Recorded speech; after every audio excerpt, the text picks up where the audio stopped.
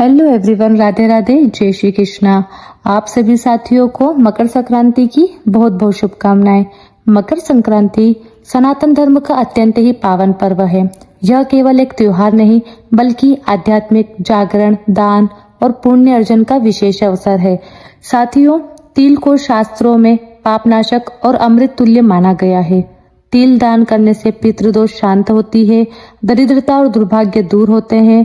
शास्त्रों में वर्णन है कि जो व्यक्ति मकर संक्रांति की कथा श्रद्धा से सुनता है उसे अनजाने में किए गए दोषों से मुक्ति मिलती है और धर्मराज और सूर्यदेव की कृपा प्राप्त होती है। जीवन में किए गए पापों का प्रायश्चित होती है। प्रिय साथियों, कथा को अंत तक अवश्य सुने। यह कथा है एक ऐसे गांव की जिसका नाम निर्धनपुर था। नहीं, यह नाम उसे किसी ने दिया नहीं था बल्कि उसकी नियति ने स्वयं ही लिख दिया था। चारों ओर सूखी बंजर धरती, न हरियाली का नामो निशान, न मीठे पानी का स्रोत, दूर दूर तक फैली मटमेली धूल और टूटे हुए घर जैसे किसी धुले बिसरे सपने के अवशेष हों। इस गांव में जीवन एक संघर्ष था, हर सांस एक चुनौती और हर सुबह एक नई परीक्षा। नियति ने ऐसा खेल खेला था। नियति के विधि से बचना किसी मनुष्य के लिए असंभव था। कई वर्षों से सूखा यहाँ अपनी काली छाया फैलाए हुए था। खेत दरके हुए थे, नदियां सूखकर कंकाल बन चुकी थी और पेड़ अपनी पत्तियां झड़ाकर मानो अपनी हार मान चुके थे। यहाँ के लोगों की आंखें सूखी तो थी पर उनके भीतर एक अथाह पीड़ा का सागर छिपा था, जो कभी कभी रात के सन्नाटे में किसी माँ की सिसकियों में या किसी बच्चे की भूख से बिलखती चीख में फूट पड़ता था। इसी निर्धनपुर में एक छोटी सी कुटिया में 10 वर्षीय गुड़िया अपनी माँ के साथ रहती थी। गुड़िया नाम इसलिए नहीं पड़ा कि वह सचमुच की गुड़िया थी, बल्कि इसलिए कि वह इतनी नाजुक, इतनी मासूम और इतनी सुंदर थी जैसे कोई देवी की बनाई हुई प्रतिमा। उसकी आंखें बड़ी बड़ी थी जिनमें कभी कभी पूरे गांव का दुख उतर आता था और कभी कभी बचपन की निश्चल चमक। उसकी माँ पार्वती दिन रात मेहनत करती थी। मजदूरी मिलती नहीं थी और जो मिलती थी वह इतनी कम कि बस सांसें चलती रहे। पार्वती का शरीर तो पतला था पर उसका मन लोहे सा मजबूत था। उसने जीवन में बहुत कुछ खोया था पर अपनी बेटी अपनी गुड़िया को वह कभी खोना नहीं चाहती थी। मकर संक्रांति का पावन पर्व आने वाला था। गांव में कोई उल्लास नहीं था, कोई रंगत नहीं थी। भला क्या मनाते जिनके पास अन्न का एक दाना नहीं, वो उत्सव क्या मनाएंगे। तिल गुड़ तो दूर की बात, पेट भरने के लिए वह संघर्ष था। फिर भी सनातन धर्म की रीति थी, इस दिन दान पुण्य करना। उत्तरायण शुरू होता है। कहते हैं इस दिन देवता जागृत होते हैं और किए गए दान का फल कई गुना होकर मिलता है। पर निर्धनपुर में दान देने वाले कम और याचक ज्यादा थे। पार्वती ने किसी तरह से थोड़े से तिल और गुड़ को बचा कर रखे थे। वे गुड़िया के लिए थे। उसकी माँ जानती थी कि गुड़िया को तिल गुड़ कितने पसंद है। माँ, हम भी दान करेंगे ना? गुड़िया ने पूछा। उसकी आंखों में एक अजीब सी आशा थी। पार्वती ने बस एक ठंडी आह भरी थी। गुड़िया मेरी, हमारे पास क्या है जो दान करे? यह तिल गुड़ बस तेरे लिए है ताकि तू थोड़ा खुश हो सके। गुड़िया ने उदास होकर सिर झुका लिया था। उसके छोटे से मन में धर्म और गरीबी के बीच का यह द्वंद्व समझ से परे था। सुबह हुई ठंडी सर्द हवा हड्डियों तक कंपा रही थी। ऐसे में अचानक गांव के छोर पर एक वृद्ध साधु प्रकट हुए। उनकी काया अत्यंत जीर्ण शरीर थी। शरीर पर फटे पुराने गेरुए वस्त्र थे जो कहीं कहीं से फटकर लटक रहे थे। चेहरे पर गहरी झुर्रियां थी, जैसे जीवन भर का कष्ट और तपस्या उनमें समा गई हो। उनकी आंखों में एक अजीब सी चमक थी पर साथ ही एक अथाह पीड़ा भी तैर रही थी। वे लड़खड़ाते हुए चल रहे थे। हाथों में एक टूटा हुआ भिक्षा पात्र था। यह धर्मराज थे। हाँ, साक्षात धर्मराज, जिन्होंने मनुष्य के कर्मों का लेखा जोखा रखने की शपथ ली है। वे आज पृथ्वी पर एक वृद्ध साधु का वेश धारण कराए थे, यह देखने कि क्या मनुष्यता अभी जीवित है, क्या धर्म अभी बचा है, क्या निस्वार्थ प्रेम और करुणा का दीपक अभी भी जल रहा है या स्वार्थ की आंधी ने उसे बुझा दिया है। गांव में चहल पहल थी लेकिन अजीब सी। लोग अपने छोटे मोटे कामों में लगे थे, चेहरे पर चिंता की लकीरें। जब साधु बाबा ने गांव में प्रवेश किया तो पहली नजर में किसी ने उन पर ध्यान नहीं दिया।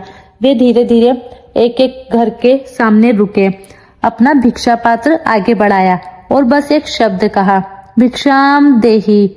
माँ, भिक्षाम देही। उनकी आवाज इतनी धीमी थी कि वह हवा में घुल मिल गई, जैसे कभी थी ही नहीं। गांव वालों की प्रतिक्रिया हृदय विदीर्ण कर देने वाली थी। पहले घर से एक अधेड़ उम्र की स्त्री निकली। साधु को देखकर उसकी बहुत तन गई। जाओ बाबा, यहाँ हमारे लिए ही अन्न नहीं है, तुम्हें कहाँ से दे? किसी और गांव जाओ जहाँ भेंट भरता हो। उसके स्वर में करवाहट थी, मानो साधु ने कोई अपराध कर दिया हो। दूसरे घर से एक युवक निकला। वो गुस्से में बोला, यह लो, इस फटे हाल को देखो, मकर संक्रांति पर भीख मांगने आ गए। जाओ, जाकर कोई काम करो। ऐसे मुफ्त में खाने वालों का गांव में कोई ठिकाना नहीं। उसने हाथ झटक दिया, जैसे साधु को कोई तुच्छ जीव हो। तीसरे, चौथे, पांचवे, हर घर से साधु को बस अपमान ही प्राप्त हुआ। कोई धुतकारता, कोई घृणा से मुंह फेर लेता, कोई कड़वे बोल बोलता, कोई गुस्से में चिल्ला देता, अरे रे रे, इन्हें देख लो, तिलगुड़ मांग रहे हैं, हमारे बच्चे तरसते हैं, हमें खुद भी नहीं मिलता, इन्हें कहाँ से दे? छी छी, सुबह सुबह ही अपशकुन कर दिया। जाओ यहाँ से। साधु बाबा चुपचाप सुनते रहे। उनकी आंखों में पीड़ा और गहरी होती गई, पर उन्होंने एक भी शब्द नहीं कहा। उनका भिक्षा पात्र खाली था। उनका हृदय शायद मनुष्यता के प्रति खाली होता जा रहा था। वे बस आगे बढ़ते रहे, हर दरवाजे पर ठुकराए जाते रहे, जैसे उनकी नियति ही यही हो। उन्होंने हर अपमान को, हर दुत्कार को चुपचाप सहन किया, क्योंकि वे जानते थे कि यह केवल उनकी परीक्षा नहीं, बल्कि इस संसार की, इस युग की परीक्षा थी। गुड़िया अपनी कुटिया के बाहर बैठी थी। उसकी माँ पार्वती पास के कुएं में से पानी लेने गई थी। हालांकि कुआं भी लगभग सूख चुका था। गुड़िया ने दूर से ही साधु बाबा को आते देखा। उसने देखा कि कैसे कैसे एक एक करके लोग उन्हें दुत्कार रहे थे, कैसे वे बिना कुछ खाए पिए अपमानित हुए आगे बढ़ रहे थे। गुड़िया का छोटा सा मन पीड़ा से भर उठा। जब साधु बाबा उसकी कुटिया के पास पहुंचे तो वे लड़खड़ाकर वहीं पास की दीवार का सहारा लेकर बैठ गए। उनकी आंखों में अब व्यर्थ के साथ साथ एक अजीब सी थकान थी, जैसे जीवन की सारी आशाएं टूट गई हो। गुड़िया ने देखा कि उनके होठ प्यास से सूख गए थे और उनका पेट अंदर धंस गया था। साधु ने गुड़िया की ओर देखा पर कुछ कहा नहीं, बस एक गहरी सांस ली। गुड़िया का हृदय चीख उठा, हाय रे, ये तो कितने भूखे और इन्हें कितनी ठंड लग रही है आज। इनके पास कंबल भी नहीं है। उसने तुरंत अपनी कुटिया के अंदर दौड़ लगाई। उसकी माँ ने उसके लिए जो थोड़े से तिल और गुड़ बचा कर रखे थे, वे एक छोटे से कपड़े में बांधकर कोने में पड़े थे। पास ही एक पुराना फटा हुआ कंबल था जो माँ ने पिछली सर्दियों में उससे देने के लिए सिलवाया था, पर अब वो खुद ही ठंड से कांपती थी। गुड़िया ने तिल गुड़ उठा लिए। उसके छोटे हाथों ने कंबल भी उठा लिया। उसका मन द्वंद में था। यह मेरा है, माँ ने मना किया था, पर यह बाबा, यह तो मरने वाले लगते हैं। धर्म और ममता के बीच करुणा और स्वार्थ के बीच एक भीषण युद्ध छिड़ गया उसके कोमल हृदय में। तभी उसे माँ की आवाज सुनाई दी, जो पानी लेकर लौट रही थी। गुड़िया, कहाँ है रे तू? यह देख, कितना ठंडा पानी है, जा इसे अंदर रख दे। गुड़िया ने एक पल भी नहीं सोचा। उसे लगा कि अगर उसने एक पल भी देरी की तो वह यह पुण्य करने से चूक जाएगी। माँ की मनाही के बावजूद अपने हिस्से के तिल गुड़ और उस पुराने कंबल को लेकर वो साधु बाबा की ओर दौड़ी। बाबा, बाबा, उसने पुकारा। उसकी आवाज में बचपन की निश्चलता और एक अटूट करुणा थी। साधु ने अपने थक हारी आंखों से उसकी ओर देखा।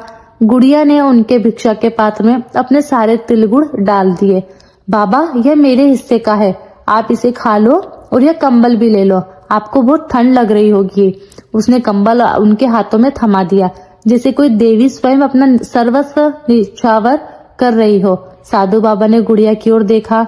उनकी आंखों में पहली बार एक हल्की सी चमक आई। उन्होंने कुछ कहा नहीं, बस गुड़िया के सिर पर हाथ रखा, जैसे किसी अदृश्य शक्ति ने आशीर्वाद दिया हो। गुड़िया को लगा जैसे उसके सिर पर कोई ठंडा जल छिड़क गया हो और उसका सारा मन शांत हो गया हो। तभी पार्वती वहां आ पहुंची। उसने देखा कि गुड़िया ने अपने हिस्से का सारा तिल गुड़ और अपना कंबल उन साधु को दे दिया था। गुड़िया, यह क्या किया तूने? मैंने मना किया था ना, हमारे पास खुद के पास कुछ नहीं है और तूने यह भी दे दिया। पागल लड़की, हमें खुद ठंड लगती है। पार्वती गुस्से में थी, पर उसके गुस्से में भी एक गहरी चिंता थी। वो जानती थी कि गुड़िया का हृदय कितना कोमल है, पर इस दुनिया में कोमलता से काम नहीं चलता। गुड़िया की आंखों में आंसू आ गए। पर माँ, वे कितने भूखे थे, उन्हें ठंड लग रही थी, क्या हम उन्हें ऐसे ही छोड़ देते? साधु बाबा उठे, उन्होंने एक बार फिर गुड़िया की ओर देखा, उसकी आंखों में बहते आंसुओं को देखा और फिर पार्वती की क्रोधित आंखों को भी। उनके चेहरे पर एक हल्की सी मुस्कान आई जो किसी को दिखाई नहीं दी। वे धीरे धीरे बिना कुछ कहे गांव से बाहर निकल गए, ठीक वैसे ही जैसे वे आए थे। रात हो चुकी थी। निर्धनपुर में घना अंधेरा बस रहा था। गुड़िया अपनी माँ के पास सो रही थी, पर उसे नींद नहीं आ पा रही थी।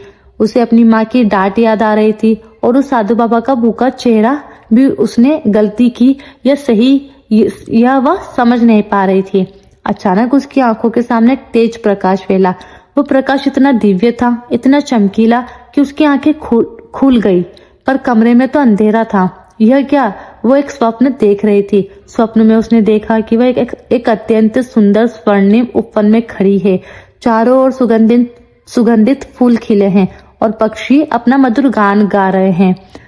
सामने वही साधु बाबा खड़े हैं, पर उनका रूप बदल गया है। उनके गेरुए वस्त्र नहीं है, बल्कि एक दिव्य तेजोमय वस्त्रों में सुशोभित है। उनके सिर पर एक मुकुट है और उनकी आंखों में अब कोई पीड़ा नहीं, बल्कि अथाह करुणा और ज्ञान का सागर है। उनका पूरा व्यक्तित्व देय आभा से चमक रहा है। गुड़िया डर गई। बाबा, आप धर्मराज ने स्नेहपूर्वक मुस्कुराते हुए कहा, डरो मत मेरे बच्चे, मैं वही हूँ जिसे तूने आज भोजन और कंबल दिया था। मैं धर्मराज हूँ। गुड़िया हतप्रभ रह गई।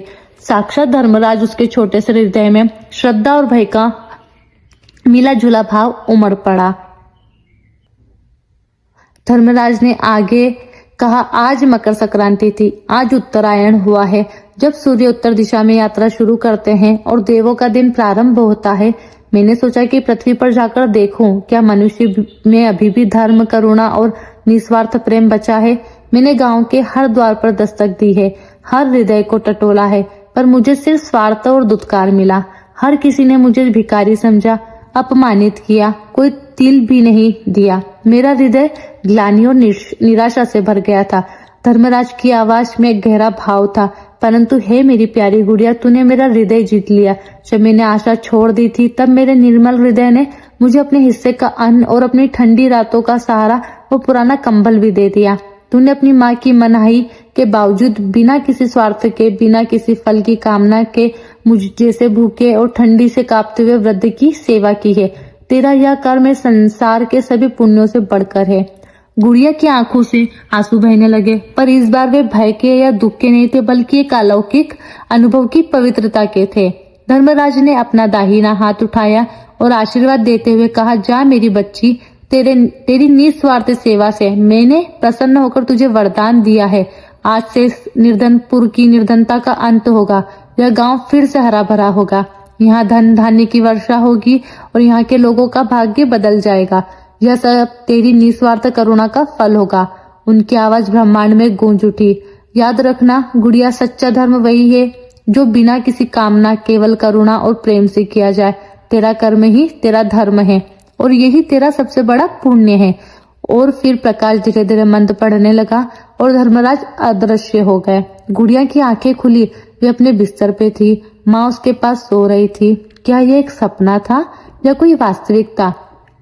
उसका हृदय तीव्र गति से धड़कने लगा। अगले दिन सुबह हुई। निर्धनपुर के इतिहास में ऐसा कभी नहीं हुआ था। आसमान में काले घने बादल छाए हुए थे, जिसे प्रकृति ने स्वयं अपना आंचल फैला दिया हो। और फिर झमाझम बारिश शुरू हो गई। एक नहीं, दो नहीं, कई दिनों तक सूखी धरती ने अपनी प्यास बुझाई। दरारों में पानी समा गया और देखते ही देखते हरियाली फूटने लगी।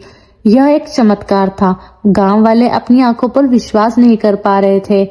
जैसे जिस धरती पर कभी घास का एक तिनका नहीं उगता था, वहां अब छोटे छोटे पौधे सिर उठा रहे थे। नदियां फिर से कलकल करती बहने लगी। कुएं पानी से भर गए। कुछ ही महीनों में निर्धनपुर की तस्वीर पूरी तरह बदल गई। खेत लहलहा उठे, पशुधन बढ़ने लगा और गांव में खुशहाली वापस से लौट आई। अब यहाँ कोई भूखा नहीं सोता था, कोई ठंड से नहीं कांपता था। लोग हंसते खेलते थे, बच्चे पाठशाला जाने लगे और उत्सवों की धूम मचने लगी। निर्धनपुर अब समृद्धिपुर बन चुका था। गांव के लोग आश्चर्यचकित थे। यह कैसे हुआ? कौन से देवता हम सभी पर प्रसन्न हुए हैं? यह तो किसी चमत्कार से कम नहीं है। सभी खुश थे, पर कुछ लोग उदास भी थे। उन्हें याद आया कि कैसे उन्होंने उस वृद्ध साधु को दुत्कारा था, अपमानित किया था। उन्हें अपनी गलती का एहसास हुआ और पश्चाताप की अग्नि में वे जलने लगे। वे नहीं जानते थे कि उस साधु के वेश में स्वयं धर्मराज भगवान धरती पर प्रकट हुए हैं। गुड़िया और उसकी माँ का जीवन भी बदल गया था। उनकी कुटिया अब एक सुंदर घर बन गई थी। उन्हें किसी चीज की अब कोई कमी नहीं थी। पार्वती जो कभी क्रोधित हुई थी, अब वह अपनी बेटी को गर्व से देखती थी। वह समझ गई थी कि गुड़िया का वह निस्वार्थ कर्म ही था जिसने पूरे गांव का भाग्य बदल दिया था। एक दिन जब पूरा गांव खुशियों में डूबा था, उत्सव मना रहा था, तब गुड़िया चुपचाप अपने घर के कोने में बैठे रो रही थी। उसकी आंखें लाल थी, उसके आंसू थम नहीं रहे थे। पार्वती ने उसे देखा। मेरी बेटी, सब इतने खुश हैं और तू यहाँ क्यों रो रही है? अब तो सब ठीक हो गया है, हमें किसी चीज की कोई कमी नहीं है। गुड़िया ने सिसकते हुए कहा, माँ मैं इसलिए नहीं रो रही कि मुझे कुछ चाहिए, मैं इसलिए भी नहीं रो रही हूँ कि मुझे कुछ बुरा लगा है। उसने अपनी आंखें पोंछी और माँ की आंखों में झांककर बोली, मैं तो इसलिए रो रही हूँ माँ, क्योंकि मैंने तो वह सेवा किसी स्वार्थ से नहीं की थी। मैंने तो बस करुणावश उस भूखे बाबा को सहारा दिया था। मुझे तो बस उनकी पीड़ा दिख रही थी। मैंने तो कभी नहीं सोचा था कि इसके बदले में हमें या पूरे गांव को इतना सब कुछ मिल जाएगा। उसकी आवाज में गहरा दर्द था जो समझने वालों के लिए था। माँ, जब मैंने उन्हें तिल गुड़ दिए थे तब मेरे मन में कोई इच्छा नहीं थी, कोई उम्मीद नहीं थी कि मुझे कुछ मिलेगा। मुझे तो लगा था कि मैं बस अपना धर्म निभा रही हूँ। पर अब जब यह सब मिल गया है तो मुझे ऐसा क्यों लग रहा है जैसे मेरे निस्वार्थ कर्म का एक मोल मिल गया हो, जैसे मेरी सच्ची करुणा को एक लाभ में बदल दिया गया हो। पार्वती ने अपनी बेटी को गले लगा लिया। उसकी आंखों से भी आंसू बहने लगे। उसने अपनी बेटी के सिर पर हाथ फेरते हुए कहा, मेरी बच्ची तू सही कहती है, निस्वार्थ सेवा का यही तो मर्म है। तूने जो किया वह सच्चा धर्म था। धर्मराज ने तेरा हृदय देखा, तेरा पवित्र भाव देखा और उसी से वे प्रसन्न हुए। यह वरदान तेरे निस्वार्थ प्रेम का प्रतिफल है। किसी स्वार्थ का नहीं, तेरे आंसू सच्चे हैं क्योंकि वे निस्वार्थता का पवित्रता को दर्शाते हैं। तू रो रही है क्योंकि तेरा मन अभी भी उस विशुद्ध भाव में जीना चाहता है जहाँ देने के बदले मिलने का विचार भी नहीं होता। यही तेरी सबसे बड़ी पहचान है मेरी गुड़िया। गुड़िया की सिसकियां धीरे धीरे थम गई, पर उसके आंसू अब भी बह रहे थे। वे आंसू किसी दुख के नहीं थे, बल्कि एक पवित्र भाव की गहराई के थे। वे आंसू थे जो दर्शाते थे कि सच्ची सेवा का फल चाहे जो भी हो, उसे करने वाला कभी किसी फल की कामना नहीं करता। वो बस अपने हृदय की शुद्धता को ही अपना सबसे बड़ा पुरस्कार मानता है। और यही तो सनातन धर्म का सबसे बड़ा सूत्र है। कर्मणवादिक रस्ते माँ फलेषु कदाचन, अर्थात कर्म करना ही तेरा अधिकार है, फल की इच्छा मत कर। निर्धनपुर का भाग्य बदल गया था, पर गुड़िया का हृदय अपने निस्वार्थ आंसुओं के साथ आज भी उतना ही शुद्ध, उतना ही निर्मल था जितना धर्मराज के सामने पहली बार करुणा से छलछलाया था। और शायद यही कारण था कि धर्मराज ने उसे चुनकर पूरे संसार को यह संदेश दिया था कि कलयुग में भी निस्वार्थ प्रेम और करुणा का दीपक कभी बुझता नहीं है, बस उसे पहचानने वाले निर्मल आंखें चाहिए। प्रिय साथियों, इस वीडियो में मकर संक्रांति की पावन व्रत कथा यहीं पर समाप्त होती है। हम कामना करते हैं कि भगवान सूर्यदेव, धर्मराज, यम की कृपा आप सभी पर सदैव बनी रहे। जय सूर्यदेव महाराज, जय हो गुड़िया। जैसी भक्ति की। ओम नमो भगवते वासुदेवाय नमः। यदि आपको वीडियो पसंद आई हो, हमारी ये कथा का सार पसंद आया हो, तो हमारे वीडियो को लाइक कीजिए, ज्यादा से ज्यादा शेयर कीजिए और सब्सक्राइब करना ना भूलें। तब तक के लिए आप सभी को राधे राधे।